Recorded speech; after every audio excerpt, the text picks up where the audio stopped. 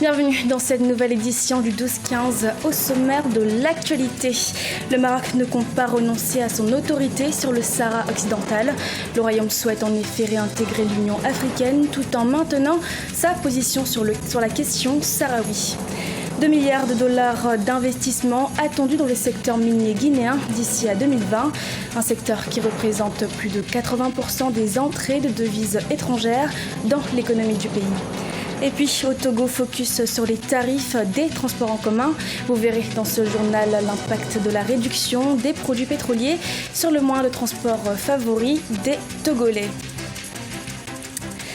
Après avoir fait part de sa volonté de réintégrer l'Union africaine, le roi Mohamed VI a fait savoir samedi 30 juillet que le Maroc entend conserver ses droits sur le Sahara occidental, principal élément de discorde qui a conduit le royaume à se retirer de l'Organisation de l'Unité africaine il y a 30 ans.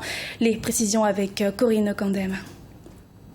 Le Sahara occidental restera dans le giron marocain. C'est du moins ce qu'a annoncé le roi Mohamed VI ce samedi 30 juillet 2016 à l'occasion de la célébration du 17e anniversaire de son accession au trône. Le Maroc, qui souhaite réintégrer l'Union africaine après l'avoir quittée il y a 32 ans, n'entend pas renoncer à ses droits sur le Sahara occidental. En effet, le pays s'était retiré de l'Organisation de l'Unité africaine en 1984. Un retrait pour protester contre l'admission de la République arabe sahraoui démocratique au sein de l'organisation continentale. La décision du Maroc de réintégrer sa famille institutionnelle africaine ne signifie en aucune manière le renoncement du royaume à ses droits légitimes ou la reconnaissance d'une entité fictive dénuée des attributs les plus élémentaires de souveraineté. Le retour du Maroc au sein de l'organisation panafricaine doit cependant être validé par la Commission de l'Union africaine. Reste à définir les modalités de cette réintégration. Une réintégration qui est loin d'être acquise. Aujourd'hui, c'est la crédibilité même de l'Union africaine qui est en train de se jouer. C'est au-delà des potentialités économiques de certains pays, au-delà du poids économique et diplomatique de certains pays. Pour l'Union africaine, il s'agit aujourd'hui d'affirmer une position ferme, une position sans ambiguïté sur des principes non négociables. Si l'Union africaine veut être une fois de plus cohérente, il faut d'abord que cette question du Sahraoui soit définitivement enterrée et clos par le Maroc. Parce que, on le sait, ils sont partis pour cette raison. On ne voit pas, si la situation ne change pas, pourquoi ils reviendraient en maintenant les mêmes positions. Aujourd'hui, c'est cette cohérence-là qu'il faudra rechercher tant dans les discours que dans les actions. Le conflit concernant le Sahara occidental annexé par le Maroc en 1975, suite au retrait de l'Espagne, perdure depuis des décennies. Une situation qui reste une source potentielle de crise diplomatique entre le Maroc et la communauté internationale. L'opposition tchadienne proteste toujours contre la réélection du président Idriss Déby Itno. Les opposants regroupés au sein du front de l'opposition nouvelle pour l'alternance et le changement ont prévu une opération ville morte. Une opération envisagée sur l'ensemble du territoire national le 8 août 2016, jour de l'investiture. Malgré une dépréciation des prix de certaines matières premières sur le marché international, la Guinée espère plus de 2 milliards de dollars d'investissement dans le secteur minier d'ici à 2020. Objectif, booster l'économie et faire face à la concurrence australienne et jamaïcaine. Emmanuel Milimono. Le secteur minier est le secteur clé de l'économie nationale guinéenne. Des conventions signées récemment avec des sociétés minières pourraient entraîner jusqu'à 2,5 milliards d'investissements à l'horizon 2020. Ces montants entrent essentiellement dans le développement de nouveaux pôles miniers et l'extension de ceux actuellement en cours d'exploitation. Le but est de contribuer très rapidement à développer le secteur, créer des emplois directs et indirects, soutenir le développement local et générer des revenus importants, particulièrement pour le trésor public guinéen. Nous avons le potentiel aujourd'hui de tripler les revenus directs du secteur minier au profit de l'État. Le potentiel de création d'emplois est de plus de 10 000 emplois directs et indirects à l'horizon 2020. Ça, je parle de nouveaux emplois. La contribution du secteur minier guinéen dans le produit intérieur brut est de l'ordre de 20% et représente plus de 80% des entrées de devises étrangères dans l'économie du pays. La production de bauxite pourrait passer de 20 millions de tonnes à plus de 80 millions de tonnes par an à l'horizon 2020.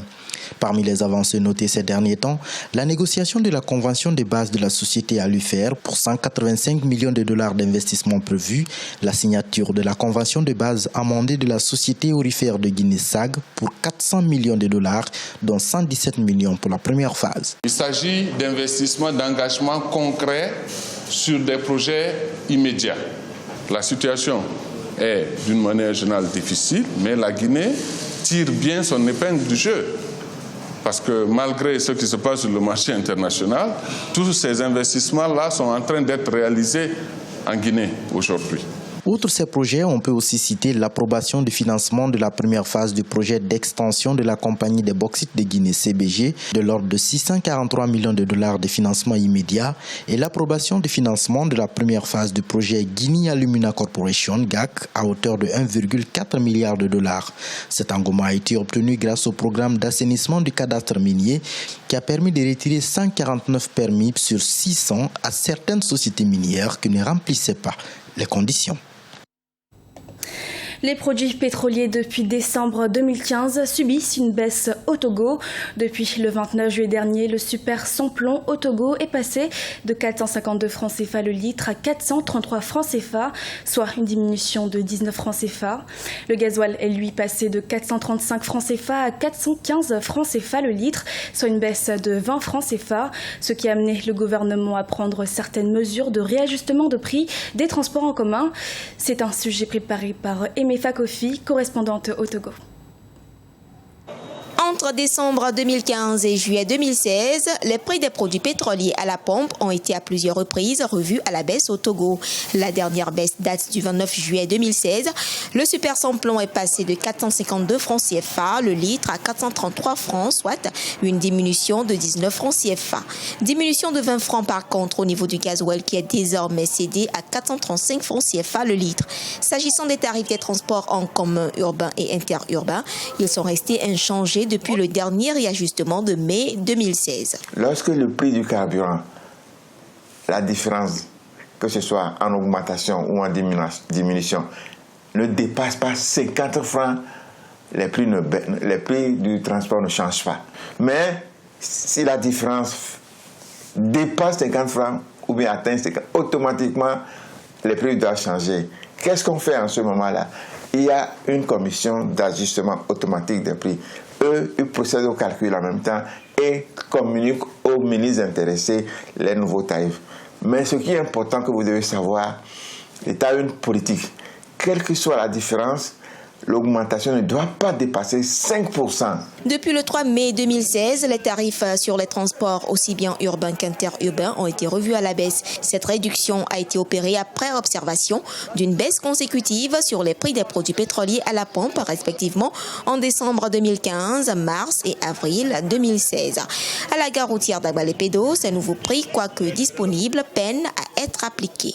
À 2 comptes jusqu'à échangeurs, rien que des stations. Mais nous sommes ici, on souffre.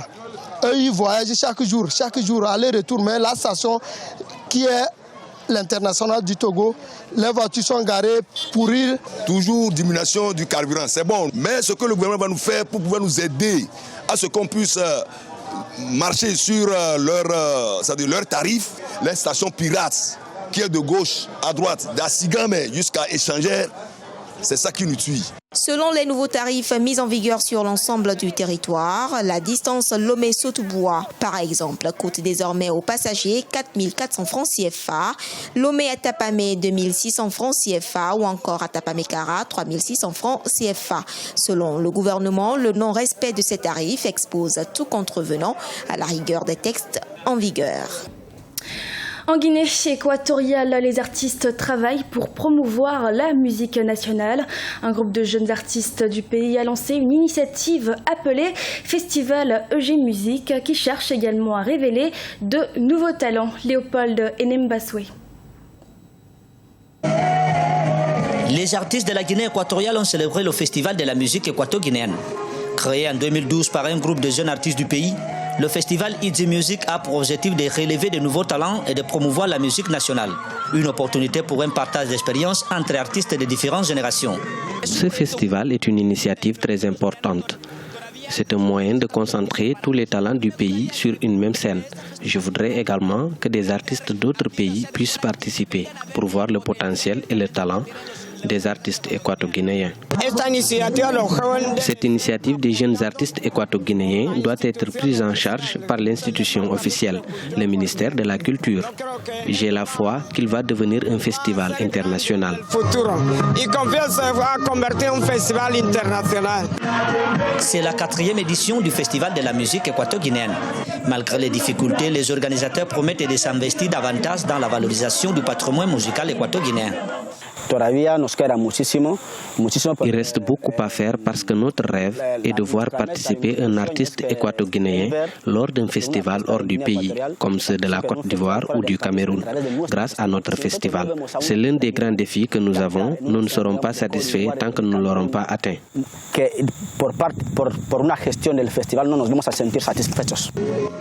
Le festival Easy Music s'est déroulé durant 2 jours dans le nouveau parc national de Malabo. Au total, 24 artistes y ont pris part. C'était le journal de la rédaction. Nous vous remercions de votre fidélité. Et dans quelques instants, une nouvelle édition de l'actualité sur Africa 24.